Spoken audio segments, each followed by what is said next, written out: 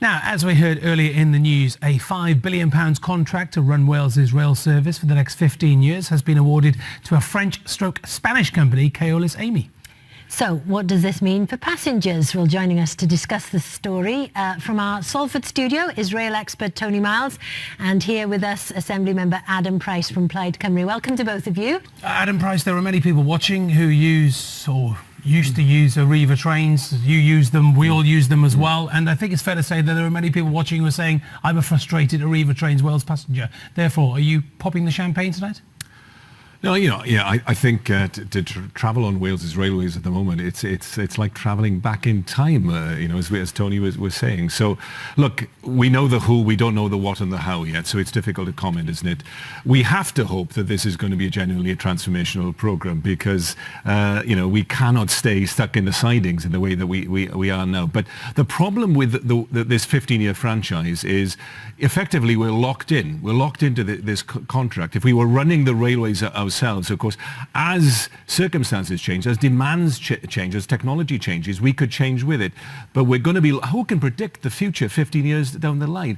And that's the problem. We've kind of outsourced. We've outsourced to... haven't they? They've got a decent track record. Docklands Light Railway, 99% plus punctuality and reliability. I mean, you don't trust them? Yeah. The tragedy is, isn't it? Just as we've taken powers over railways into the Welsh government, we've sort of given them away to a French and Spanish consortium at the same time. The one thing that we cannot do, we've outsourced delivery. What we can't do is outsource accountability. And the ministers, the cabinet secretary, has to be held to account. If this franchise doesn't deliver the scale of ambition, then the Welsh government has to be... Adam Price, your party is advocating renationalising the railways. People don't care, do they?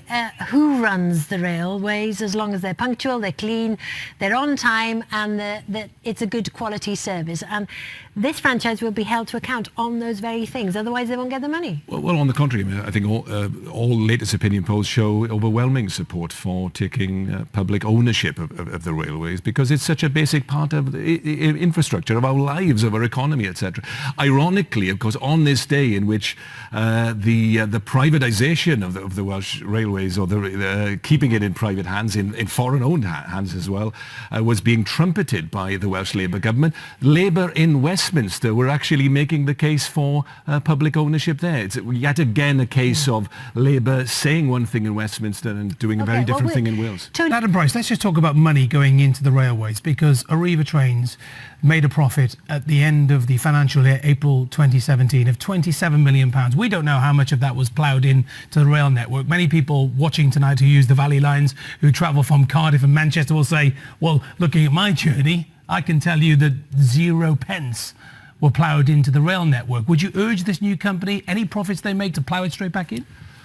Well, of course, it is a for-profit contract, isn't it? We were promised a not-for-profit operator, and that's not what, by the Welsh Labour government, but that's not what we're going to get.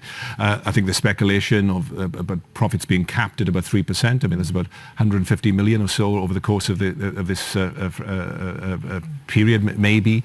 But, I would want to see, I think like most citizens, I want to see all of that money reinvested in railways. I'd like to see Transport for Wales have the ability that Transport for London has to issue railway bonds, so we could actually have the kind of infrastructure, the kind of exciting original vision for the metro in South East Wales, the metro that's proposed for Swansea Bay, etc., rather than, unfortunately, the cut-price bargain basement well, we'll metro get all the that we're going to details have in 10 days, but thank you both ever so much for joining us tonight.